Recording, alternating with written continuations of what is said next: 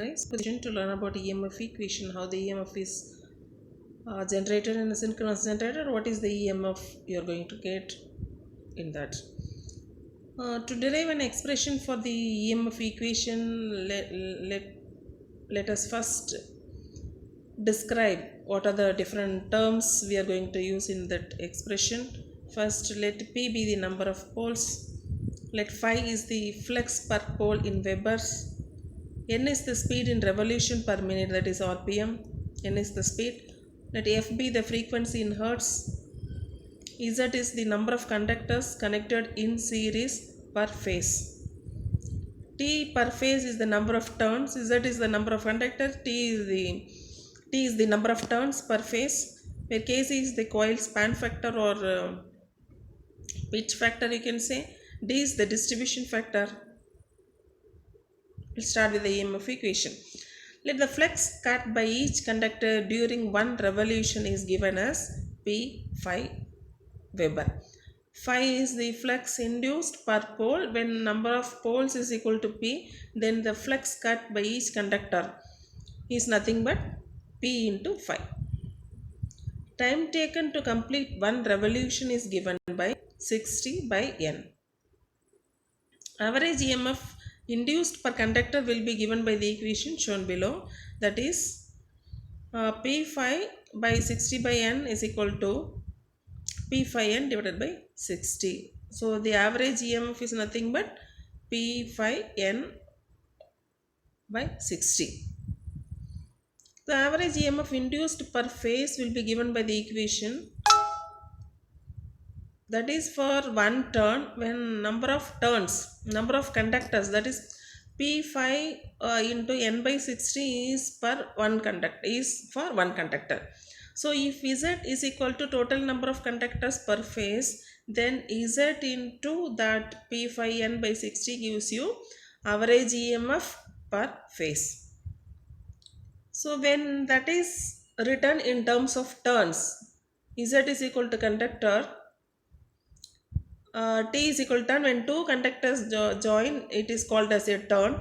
So that can be written as Z is equal to 2T. Two turns to make one coil. Two turns to make one coil. So turns per phase is nothing but number of conductors by 2. So the average EMF can be written as 4 into 5 T phase into P by 120. That is 4 phi F into turns per phase. The root mean square value of the EMF induced per phase is given by the equation shown below. That is E per phase is equal to average value into form factor. So we calculated the average value. When that is multiplied with the form factor, we will get the RMS value of the EMF induced. If the coil span factor is Kc and the distribution factor is Kd, and when these things are taken into account consideration, the actual EMF induced per phase is given as this 4.44 into this coil factor, that is pitch factor, and the distribution factor into 5 into F into T per phase. Volts is the root mean square of the EMF induced per phase. Where Kc is the what is that coil pitch factor, Kd is the distribution factor, phi is the flux per pole, F is the frequency, TPH is nothing but turns, number of turns per phase. It is nothing but EMF equation of a synchronous generator. Concept of winding factor. The winding factor, if we denote the winding factor with Kw, the pitch factor with Kp, with the distribution factor with Kd, we can write the winding factor is nothing but the product of pitch factor and the distribution factor. Whereas the pitch factor can be defined as the ratio of the voltage generated in the short pitch coil to the voltage generated in the full pitch coil. The ratio of voltage generated in the short pitch to the voltage generated in the full pitch. And also it can be defined as the distance between the two sides of a coil is called the coil span or the coil pitch factor. The distance between two sides of a coil. It is also known as Chording factor. So here look at this diagram.